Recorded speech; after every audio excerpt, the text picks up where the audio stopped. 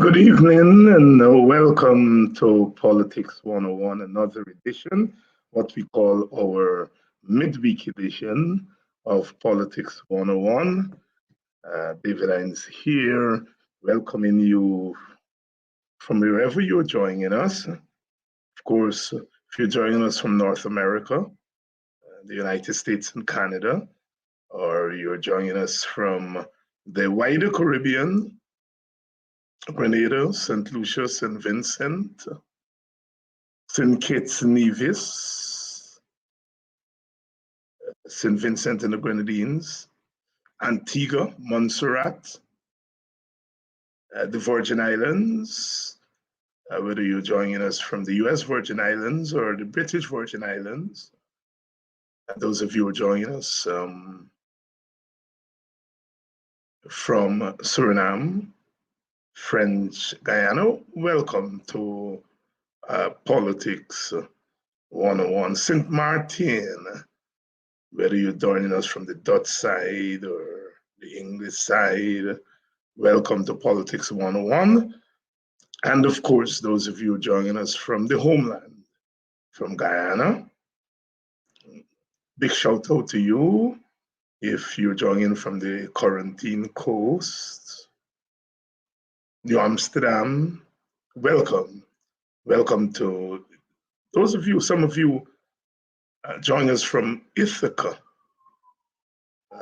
on the west bank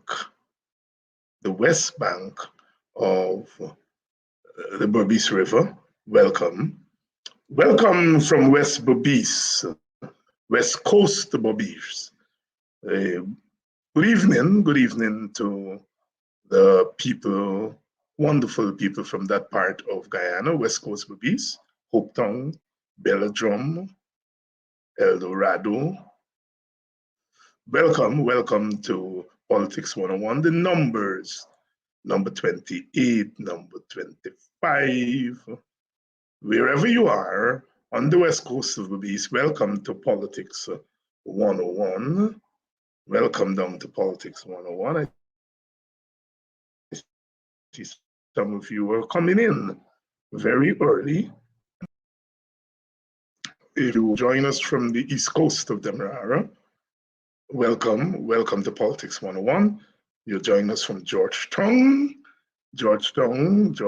East Bank, Linden. If you're joining us from the East Bank, good evening to the people of Mocha, Arcadia, 01 of our present struggle. Welcome to Politics 101. The West Side, West Bank, Stanleytown, Baggotstown, Baggotsville's in the East Bank. Wales, Good Intent, Sisters. Welcome to Politics 101. The West Coast of Demerara, Denhamsted, Blankenburg area. If you're joining us from Stewartville, and further down, Essequibo Coast, the west coast of Essequibo, people of Virgin Ocean, and all the way to Perico. Welcome to Politics 101. Good evening. It's a Thursday evening, and Wednesday evening or midweek edition.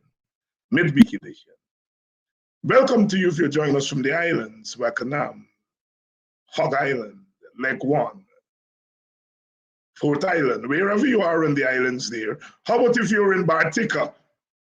Welcome to Politics 101. Of course, Bartica is the gateway to the hinterland. Those of you up there in Region 9, Region 8, welcome. The wider Region 7, Bartica is part of Region 7. Welcome to Politics 101, a Wednesday evening. And of course, onto the Essequibo Coast. Whether you are in Queenstown, one of the first villages, Queenstown, you're in the Anna Regina area, or you're all the way down to Charity, and all those villages along the Essequibo Coast. welcome to Politics 101. If some of you are joining us from Port Morenton, the quarantine, or Albion, welcome if you're from Enmore. You know, these places do have people who are supporters of the opposition. Welcome to you. Welcome to Politics 101. A beautiful country, Guyana.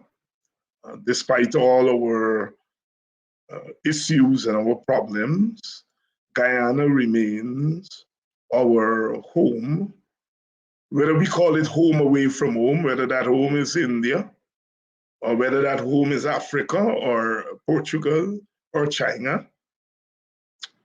To our Amerindian brothers and sisters in the hinterland and those who are not so far into the hinterland, welcome to Politics 101. Good evening, good evening, good evening to you. It's quite a time in the life of our country.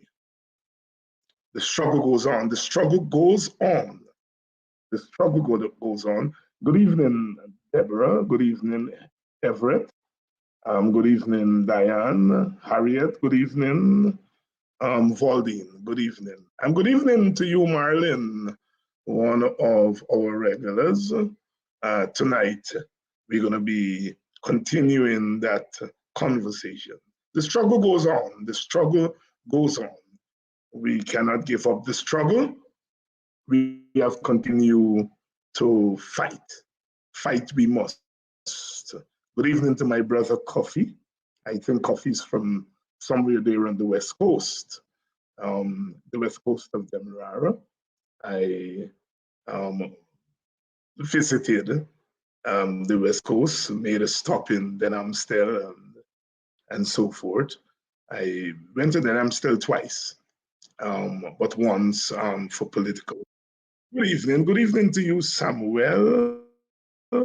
How are you, Marlon? Marlon, good evening to Politics 101. We continue to carry the fight. We continue to carry the fight. We may disagree on the method. We may disagree on the pace. We may disagree on tactics, but the struggle goes on. Yes, a luta continua, the Spanish version of that well-known battle cry, the struggle goes on. Those of you joining us from New Jersey, like Quito, welcome to Politics 101. My brother, Albert Morgan. Good evening, Dr. Professor and Chief Hines. I sometimes forget that I'm an African chief. I sometimes forget that, but you know, the struggle goes. Thanks, Albert Morgan, for reminding me. Good evening to Albert Morgan Jr., who is a fan of this program, the Morgan family.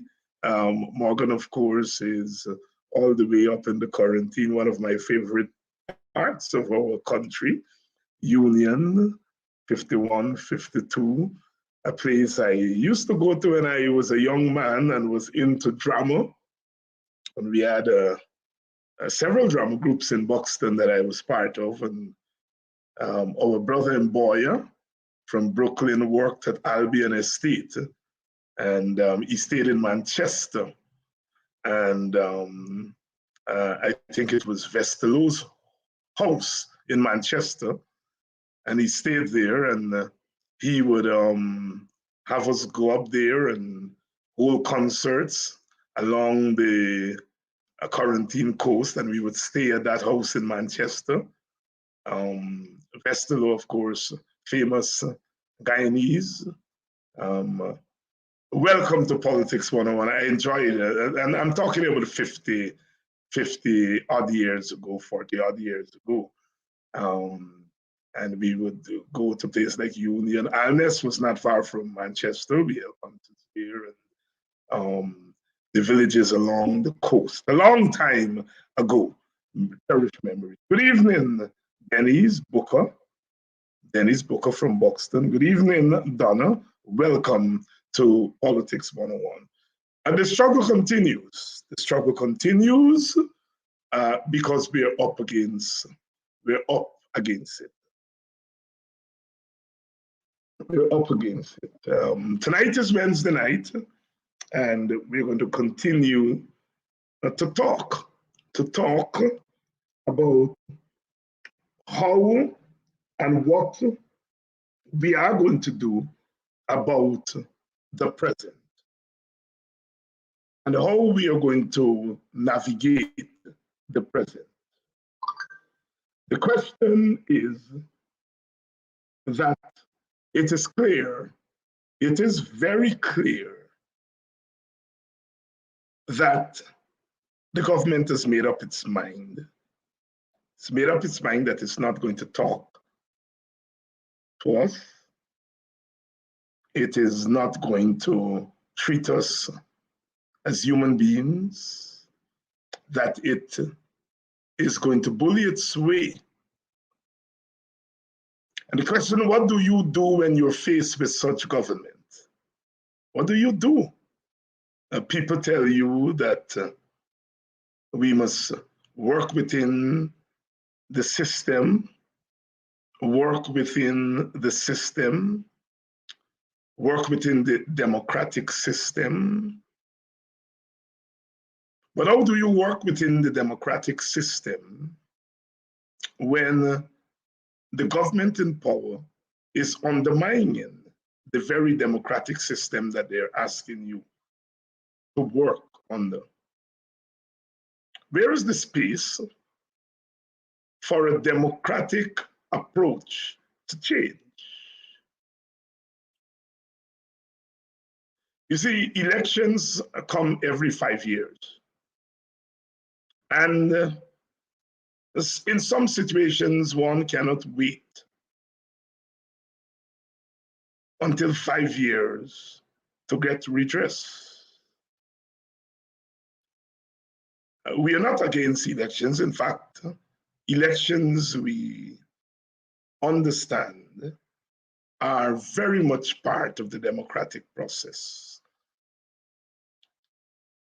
And I reminded some people this morning, I was on the Buxtonian Morning Time or the Guyanese Morning Time. I understand they've changed the name, the Guyanese Morning Time. And I was on there this morning, and during the call-in period, people were, of course, very irate. And they have good reason to be irate. And many people have reached a point where they're calling for drastic and radical action. And I always say that what form the action takes is going to be determined by those with the power, the force in their hands. And I'm talking about the government. The government has state power in its hands, and they will determine. And they're pushing a lot of our people to the edge. And when human beings get to the edge, they throw caution to the wind, and understandably, and lash out. I am very, very, very understanding and sympathetic to that kind of response from our people. And in the process, we become very critical of ourselves, self-criticism. I do not have a problem with that. We lash out at our own leaders.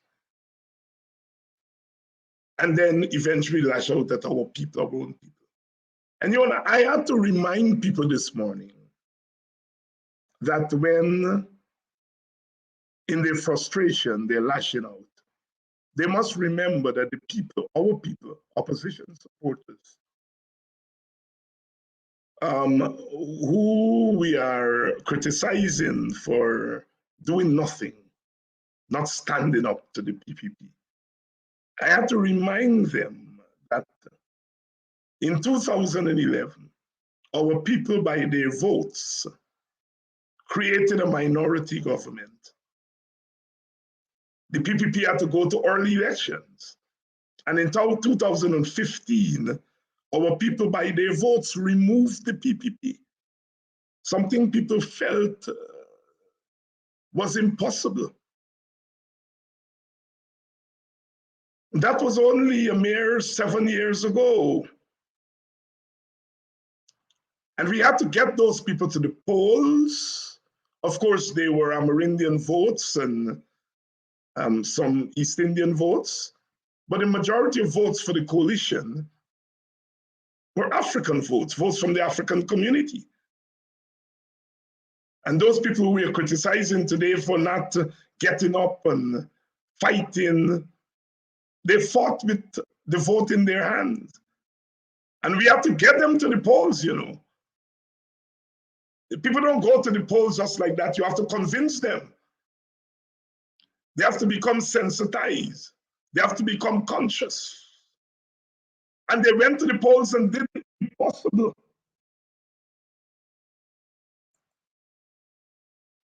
They removed the PPP. Now, I understand that we are frustrated today that they are not rising up and going into the streets and all of that kind of stuff. I understand that, but we have to be very careful. We have to be very careful. Those very people, I saw young people in 2011, 2015, young Black people, 17, 18, 19, 20, coming out of the party and voting like a boss. As I said this morning, I was there. I was part of the team that helped to motivate them and inspire them to go to the polls. So when we are being critical of those people, we must ask a basic question. Why is it those people who voted like a boss in 2011, 2015, and 2020, why are they not coming out on the streets in numbers right now? What has changed? I saw those people who we are criticizing today for inaction and for being oblivious. In 2011, 2015, 2020, the votes are about the same. In fact, in 2020, there were more votes than 11 and 15. Those people who we are criticizing today took action.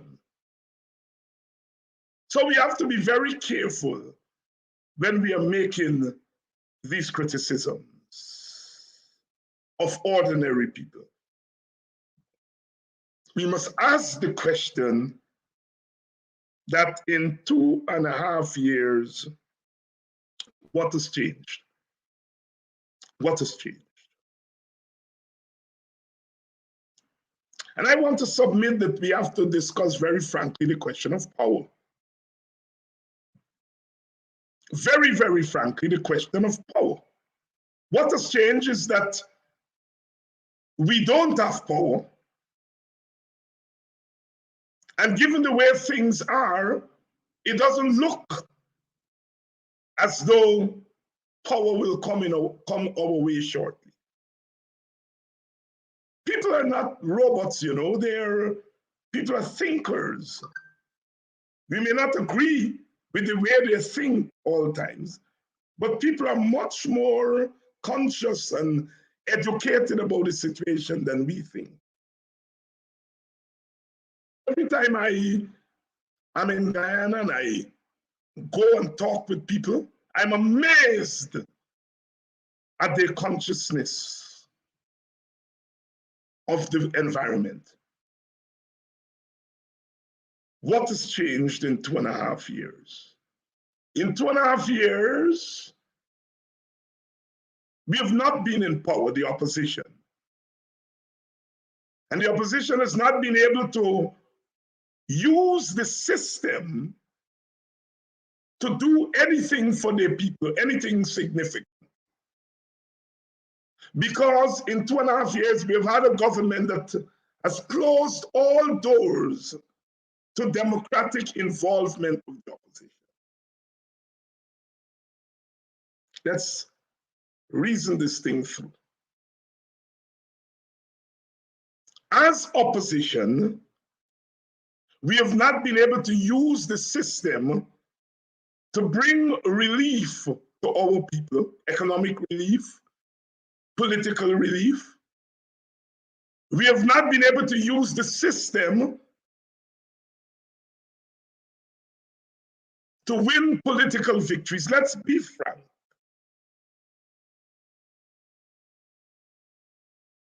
So therefore, we have to talk about the question of power. There are two ways you can hold power in Guyana if you are running as political parties. You either win power by yourself as the PPP. Well, we can't say they won because in my estimation, I don't know who won the election. But you can win power and use it on your own, or you can do as they do in places like Switzerland and Suriname and Belgium and so forth. You can share power. We in Guyana have talked a lot about sharing power. But I don't think we have convinced the Guyanese people. Maybe we have not tried enough, that sharing power is one form of ensuring that you hold the power. Maybe we have not been able to convince our major leaders. When the PPP was in opposition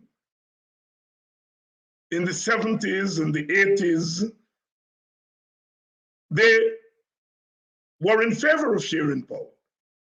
They came out with a power sharing proposal in 1977 called a National Patriotic Front, in which they were prepared to share power with the PNC, even giving the presidency to the PNC.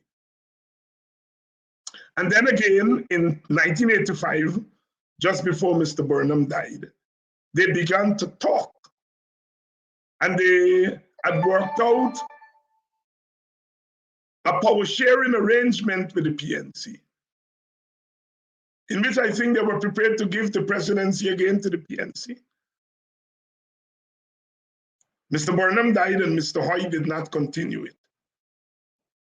In 1990, when elections were due, after Jimmy Carter's intervention, and they could not get a new voters list in time, so the elections had to be postponed for 2 years. The WPA proposed to the PPP that we approach the PNC for a power sharing government among the three parties for the 2 years between 1990 and 1992. The PPP wasn't convinced that the PNC would do it. WPA went, approached the PNC, and Desmond Hoyt said yes, he's prepared to do it. But they didn't get anywhere because the PPP didn't want to do it. You know, they felt that they were going to win the 92 election, and so they turned their backs on power sharing. What I'm saying here is the PPP, while they were out of power, they were in favor of sharing power with the PNC. Once they smelt power, they turned their backs on power sharing. They wanted all the power or nothing. When the APNU came to power, it said that it was interested in sharing power. It appointed Mr. Nagamutu to begin to talk with the PPP. The PPP said it didn't want to talk to Nagamutu. Mr. Hoyt, Mr. Granger at least held out the olive branch, and the PPP said no. We would learn later that they were not interested in sharing power because they had begun to plot to get rid of the coalition government, which they did by recruiting Mr. Sharon Das to vote with them in the no confidence motion. So the question of power has to be raised.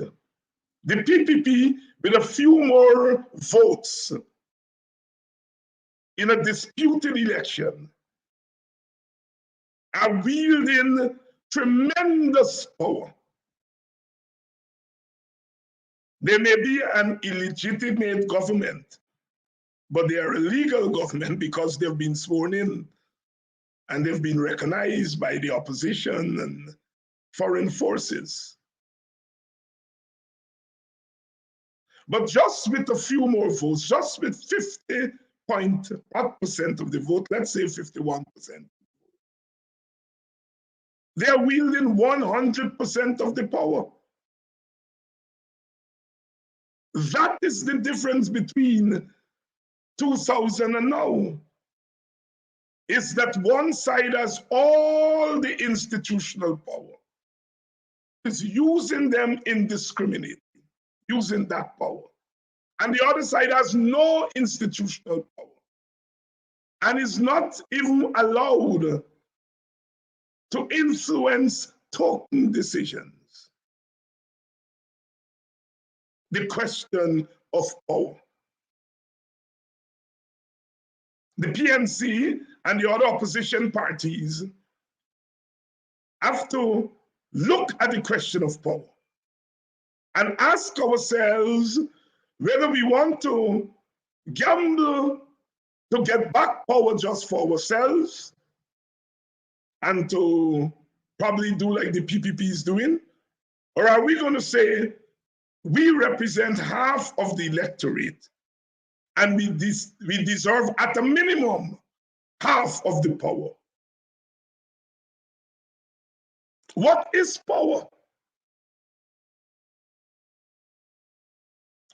I don't have to get into the theoretical definition of power. Power is what the PPP has and what it is using. The power to seize people's land. The power to bulldoze people's houses. The power to decide who gets what, when, and how. Whether it's cane cutters, sugar workers, fishermen and women, they have the power to decide who gets what, when, and how much. That's power. Let's not get into the theoretical, let's the practical.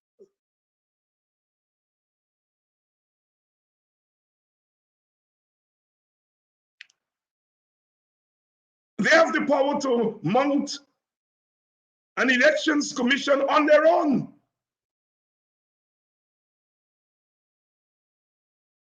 They have the power with 1-seat majority to decide what bill goes to the parliament and to decide the outcome of the bills that go to parliament. They have the power and they are using it viciously. We do not have any institutional power. We cannot decide how much money is given to public servants. We cannot decide how much money is given to the police and the soldiers. We cannot order the police to go out and to confront protesters. We cannot order the soldiers. We do not have institutional power. The question here is power.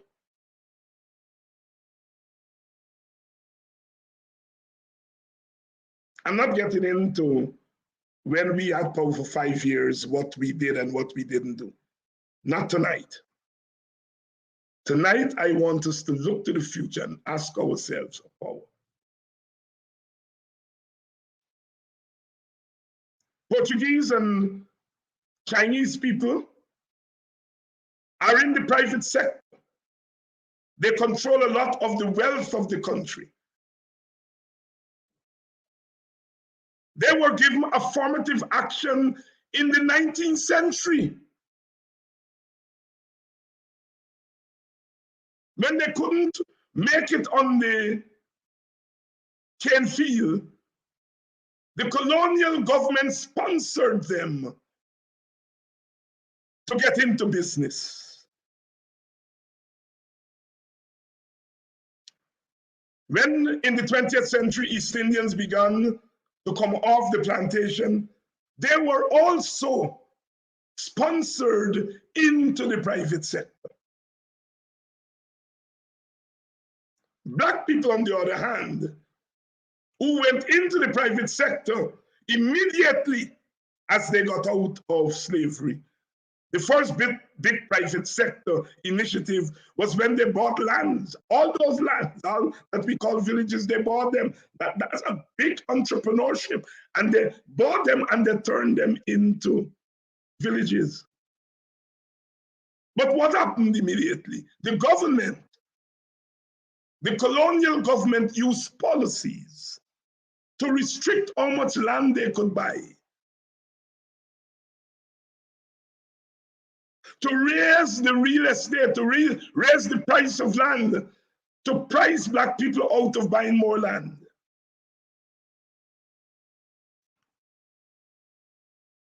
The colonial government destroyed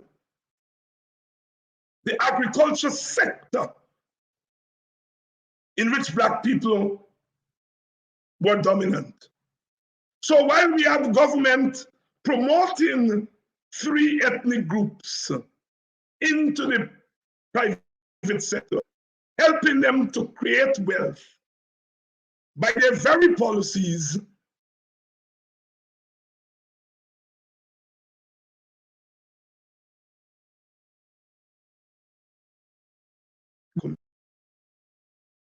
and so here we are in 2022.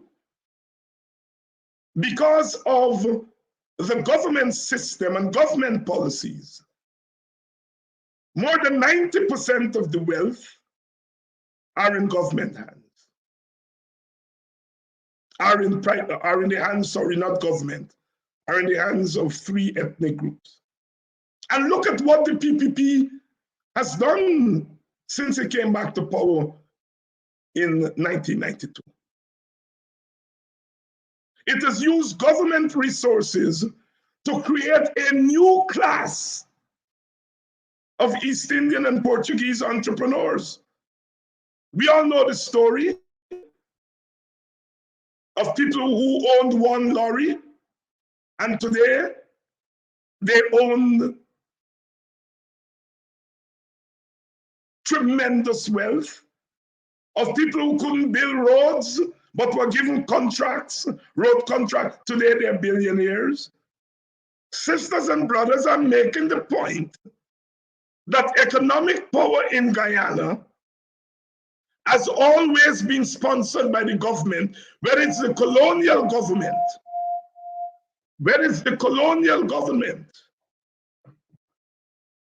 or the post-colonial government.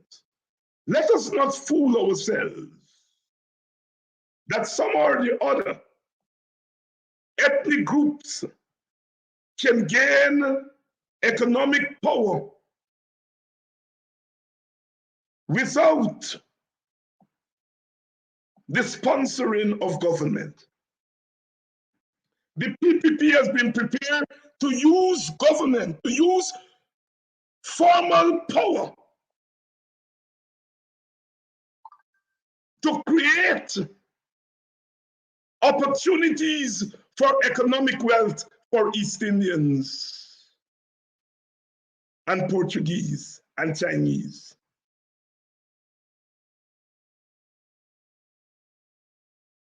And we see since they've come to power in 2022,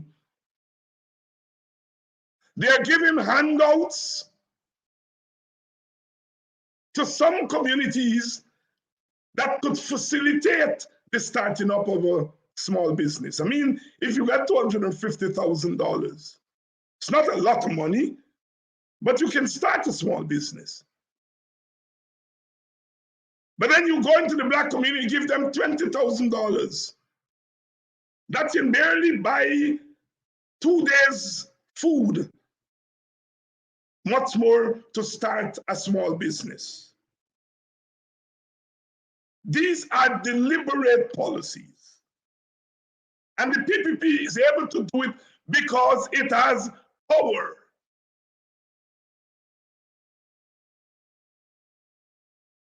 I don't know that I would want our side to get into power and to use it unfairly like the PPP is doing.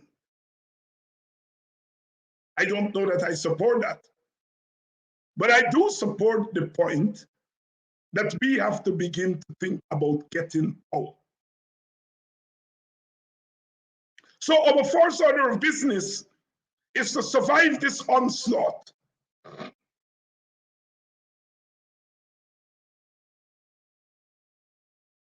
And we can only survive this onslaught first with self-defense, defending ourselves. We are under attack.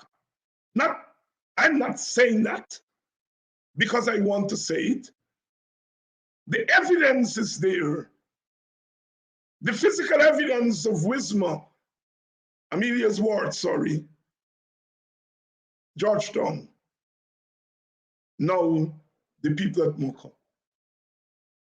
The evidence is there with what Brother Nigel Hughes has prepared. The economic assault, where in the major economic sectors, the major wealth creating sectors, in every one of them, the government has steered resources to communities of their preference and not to the Black community. The evidence is there. We are under economic attack, political attack, physical attack, cultural attack. And if you're under attack, you must defend yourself. I have no compunctions. I'm not playing around anymore if I used to play around before. And we should not play around anymore as if we used to play around before. We've got to defend ourselves economically. We have got to defend ourselves politically. We have got to defend ourselves against physical attack. No one should be arguing that now. And we cannot defend ourselves within the system, as I pointed out, in every area of governance. The PPP has locked the door, pushed us out in the rain, pushed us out with the elements. We are outside the formal system. So we cannot defend ourselves in the system. We have to defend ourselves outside of the system.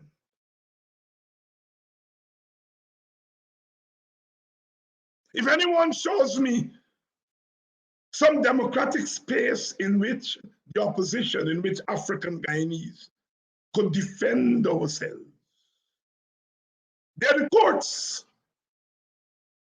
We have gone to the courts. We have lost more than we have won. I continue to think that we should go to the courts. But the courts are not set up to solve political problems. And often we are forced to go to the courts to solve political problems because we have nowhere else to go.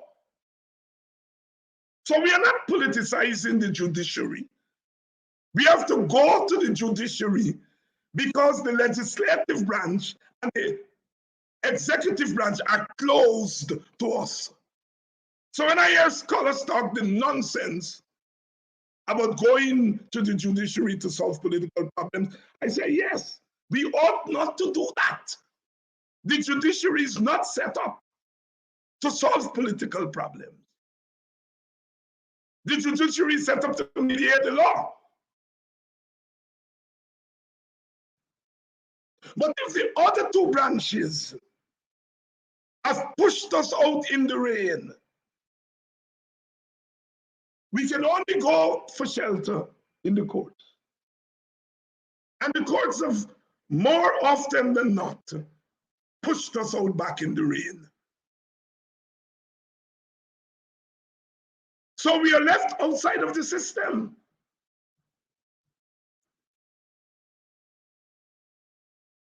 We have to protect and defend ourselves outside the system.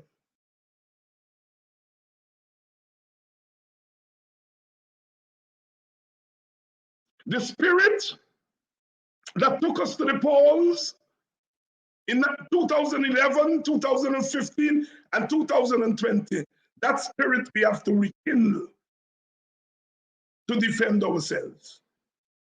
This is not about individual defense. This is about collective defense. To watch people who could not defend themselves in Amelia's ward in Linden, could not defend themselves in Georgetown, could not defend themselves at Moko. It's a crime. What more do we want to see before we come to the conclusion that we have to pivot and go into self-defense mode? And my conversation is not about how and when and where. That is not a conversation, as we would say in Guyana, for polite company. But I'm prepared to say in polite company that we have to defend ourselves or we dead. Dead physically, dead economically, dead politically, dead culturally, if we do not defend ourselves. What is the job of leadership? Aubrey Norton is the talk of the town. And what you do? What has he been doing? What has he not been doing? Understandably so. Aubrey Norton belongs to a political party that advances the notion of the one-man leader. Although Aubrey himself has said he doesn't want to be a one-man leader. The fact is that his party, over the decades, has projected the leader, the maximum leader, as the Messiah. So although Aubrey is saying that he doesn't want to be the maximum leader, his members and supporters see him as the Messiah who must come up with a grand plan and march us to victory.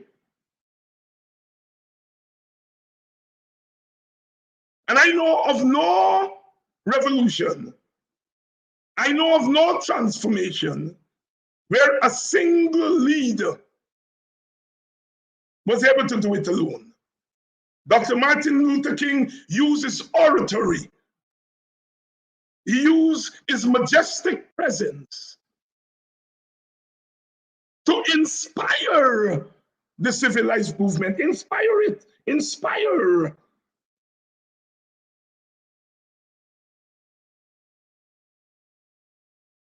Inspire the children to face the water hoses. Inspire the civil rights workers to join the struggle. Fidel Castro and Che Guevara and the other revolutionaries landed in Cuba from Mexico. And they were able to inspire Cubans, Cuban peasants, Cuban people to join them. And they took control of territories, power. And they used that power to march into Havana.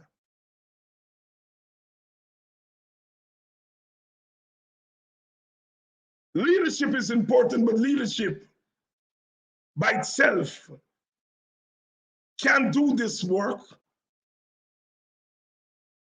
And so as we criticize the leaders, we must criticize them for not doing enough to inspire our people.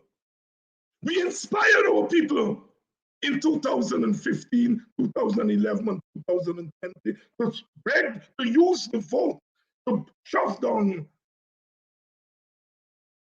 the walls of wicked power. And that is what leadership has to do. It has to inspire you to come and join our ranks.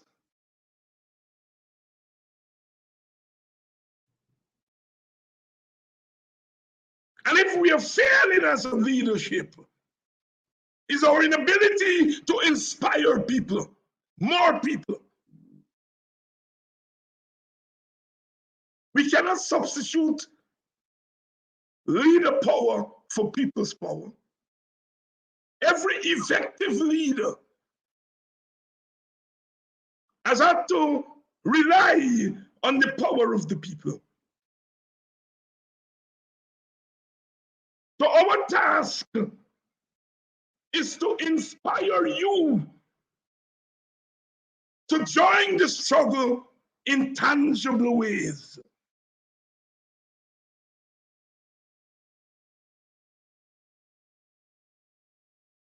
That's where I think the criticism is. There are some spontaneous things we can do. We can take up our placard and go. We've been doing that. Kidaki has been doing that. The PNC has been doing that. But we notice that those symbolic actions, important, but not enough. You cannot fight a sledgehammer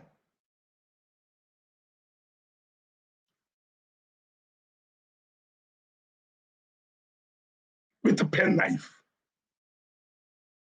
You cannot fight a bulldozer with a bicycle. You cannot.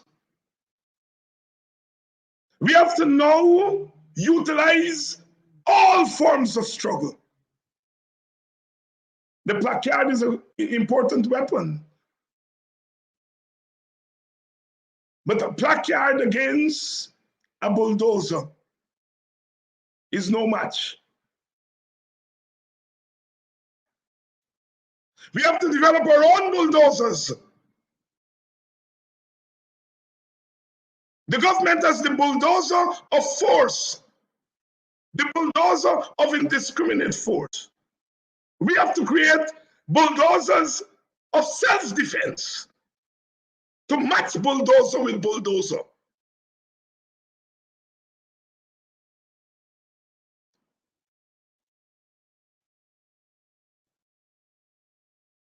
There is a place for venting our anger. There is a place for throwing out ideas about what should be done. But there is a more important place where we have to sit down away from the glare of the cameras, away from the earshot of the oppressor, away from the clutches of the agents of the oppressor, and to strategically plan our way out of danger. Now it's time for us to join our political parties, join our Black organizations, so that together we can work this thing out, as I said, away from the glare of the cameras, away from the glare of the wicked oppressors, away from the glare and the clutches of the Uncle Toms and Auntie Toms.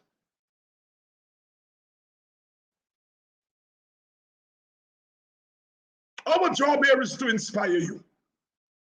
The government knows the importance of the job we are doing. They call it incite. They say we are inciting you. We're inciting people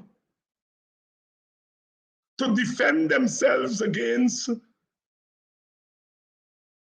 illegal force, indiscriminate force, is called inspiring.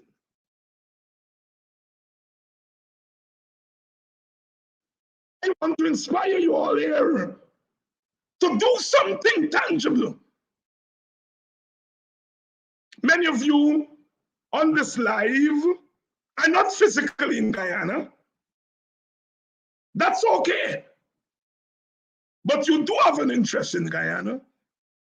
And in this global world, you too can be part of the planning for self-defense.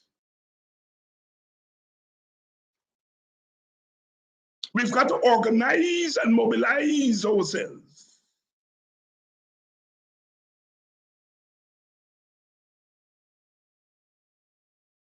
There are hundreds of ways to defend ourselves. We often say that, you talk too much. I just explained that Dr. King led a movement, one of the largest mass movements of the 20th century, led it with oratory, his oration, the words of his mouth, inspired the hearts of thousands and millions of Black Americans to take action in their own name. There is a place for inspiring people, encouraging people, giving them the confidence. That's what we are doing.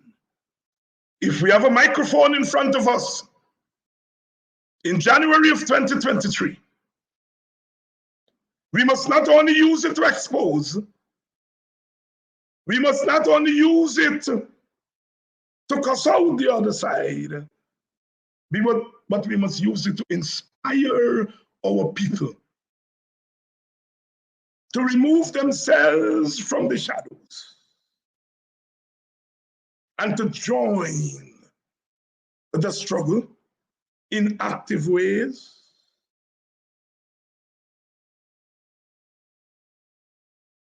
I joined the struggle at age 15.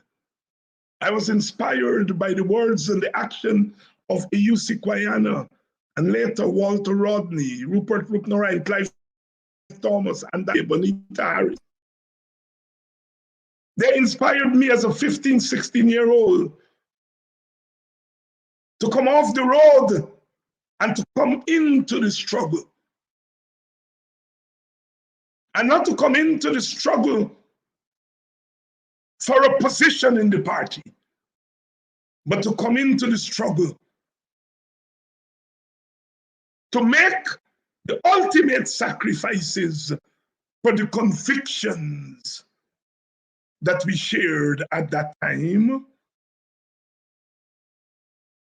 My job, or part of my job, part of our job, is to inspire other 15-year-olds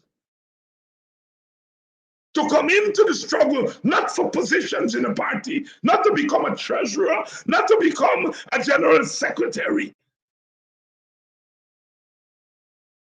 but to become soldiers who are prepared to sacrifice.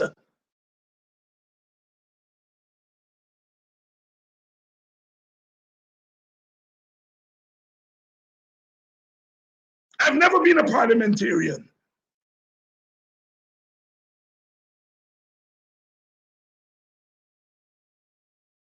And I've given almost 50 years of sacrifice to our struggle for a better Guyana. I've never been a parliamentarian. I do not feel diminished. I feel that I've contributed equally and sometimes more than parliamentarians. Because in my time, as I said, as a 15-year-old, no one dangled parliament in front of me. But today, young people walk off the streets and become parliamentarians and become treasurer of parties and become general secretary of parties. So that today they're arguing who signed blank check rather than arguing about who is standing in the vanguard of the struggle against wickedness.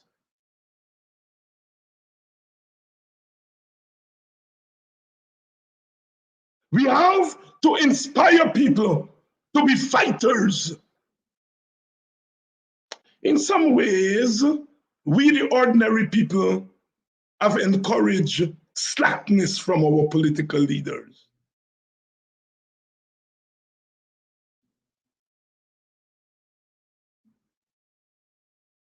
Because we don't tell our political leaders where to get off when they do stupidness. Or because we think it's only one set of political leaders from one party that can win for us.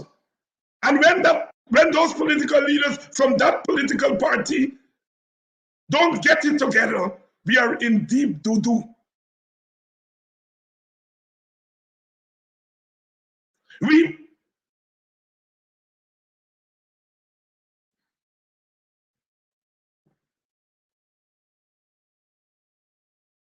decide that some political leaders are good for one thing, but not good for the other thing.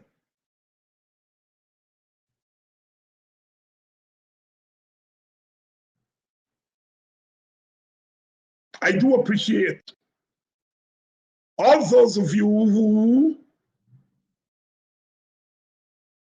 give me a hearing. All those of you who think that I have something to say or something to contribute. But I want you to make the next step. And that is to join me. I can't do this on my own. To join my ranks. Whether you want to call yourself a supporter, a member, it doesn't matter to me. But I want, when I look around, I must see a phalanx of supporters with me. I'm not saying that they're not supporters out there. I think I do have, and we do have, and by we, I mean the political party that I belong to, because I'm not a one-man army. I do believe that we have supporters out there, but I want the supporters to come out of the shadows.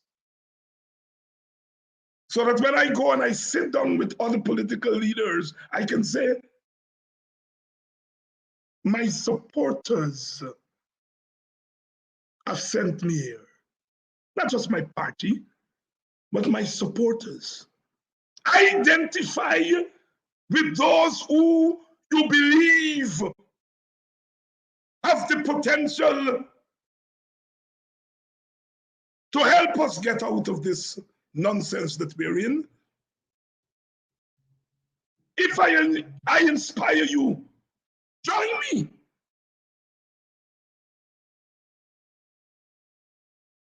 And we will join with those who Aubrey Norton inspires and those who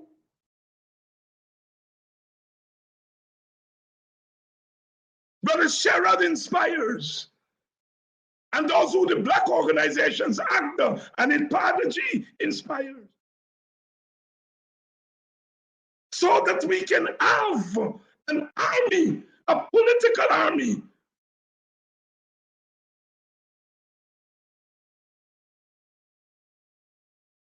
that will build our bulldozers of self-defense.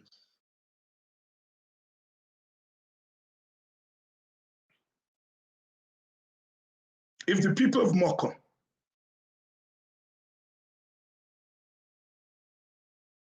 were mobilized for self-defense,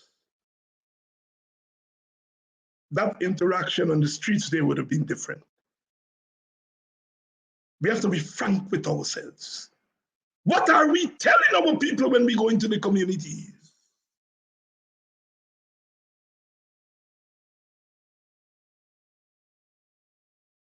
What are we doing? Are we preparing them to face the bulldozers that we know will be coming?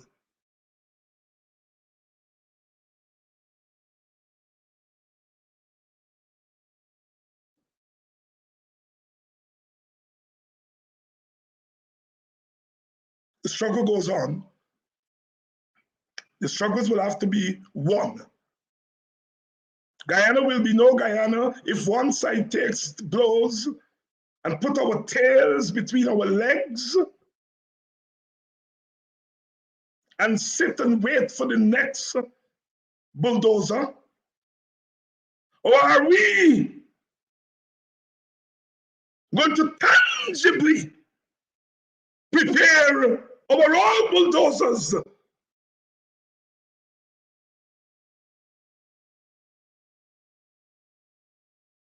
I believe in bulldozers of love. I believe in bulldozers of nationhood. I believe in bulldozers of unity. But I also believe in bulldozers that repel, more dangerous bulldozers.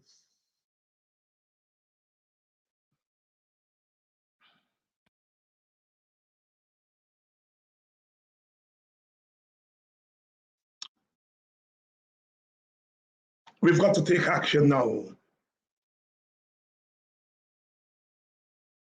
We have to do some new things.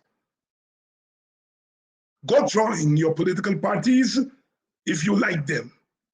Don't join with your political leaders if you like them. But join you must. Now is the time for us to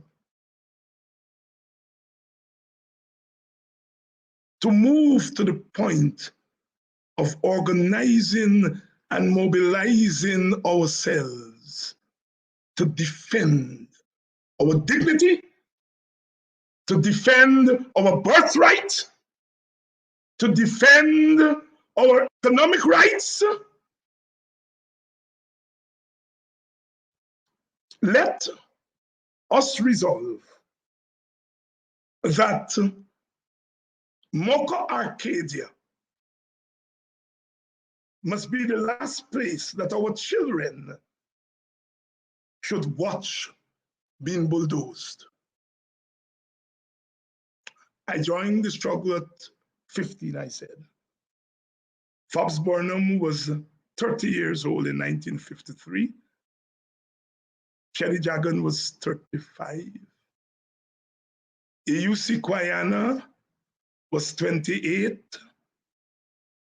Martin Carter was 26. Ashton Chase was 24. Young men and women who held political office.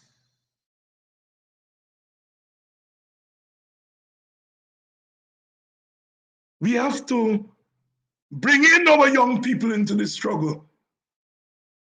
Yes, we have to criticize them, but we spend too much of time saying what people are not doing, rather than we ourselves join in the advance army to go and get them and bring them into the struggle.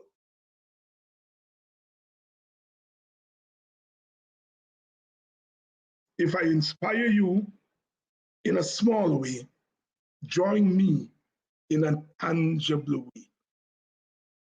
I'm looking around and I seen some shadows. I'm looking around and I seen some gestures. But I want, when I look around, to see real people, real people, real people, real people, real souls, real soldiers. See you tomorrow. We're gonna have some guests tomorrow. We're gonna have some, we haven't had guests for the last 2 days. I've been doing my thing by myself because I wanted to get some stuff in tomorrow night. I think Lincoln Lewis is coming. I'm trying to get brother Nigel London and some other people to come in because Nigel was in the forefront in Linden when they were bulldozing the people at Linden. So he knows something about fighting bulldozing. So I'm going to have some of my friends tomorrow to come here and for us to continue to do the inspiration, inspiring you so that you can join. Whether you're 18 years or 19 years or 20 years, get in touch with me. Get in touch with our party. Get in touch with us. Get in touch with our party. And let's talk about what we can do together. I have told Brother Aubrey Norton that we in the WPA are not fighting the PNC. We may differ and we have differences with the PNC, but we're not fighting them because we have a bigger fight, and that we have to share our people. We have to share the soldiers. One thing is certain, that if you're mad at Norton and the PNC, your alternative is not the PPP. One alternative is the WPA.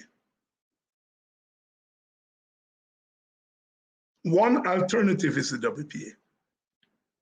And I've been, from the turn of this year, been talking more and more about my party and my own role in that context. Because people have been asking, so Dr. Hines, are you just an analyst? No, I'm more than an analyst, I'm an activist.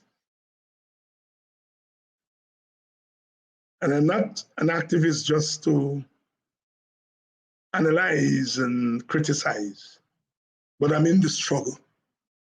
I'm in the struggle. I'm in the struggle.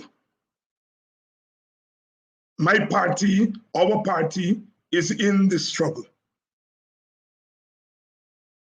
And there is space in our ranks. Lots of space in our ranks. Join us. And if you don't like us, join the PNC. And if you don't like them, join the AFC. You know, they're part of the opposition, the AFC. And if you don't like them, join Coffee 250, join AGDA, join ITPADA G.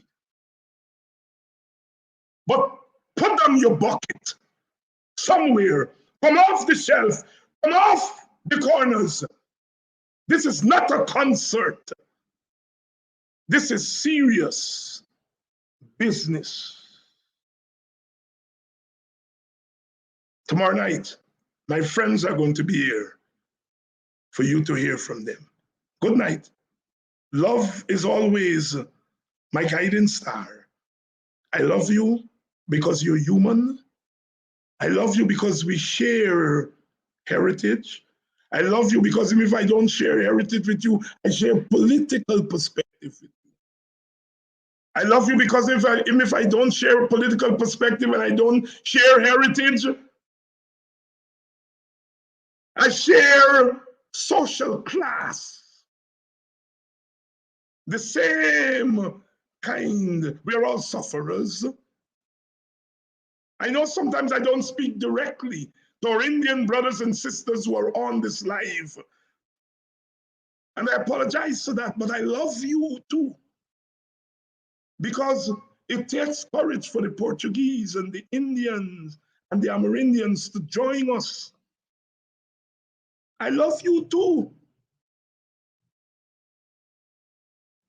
And I apologize for not speaking directly to you always.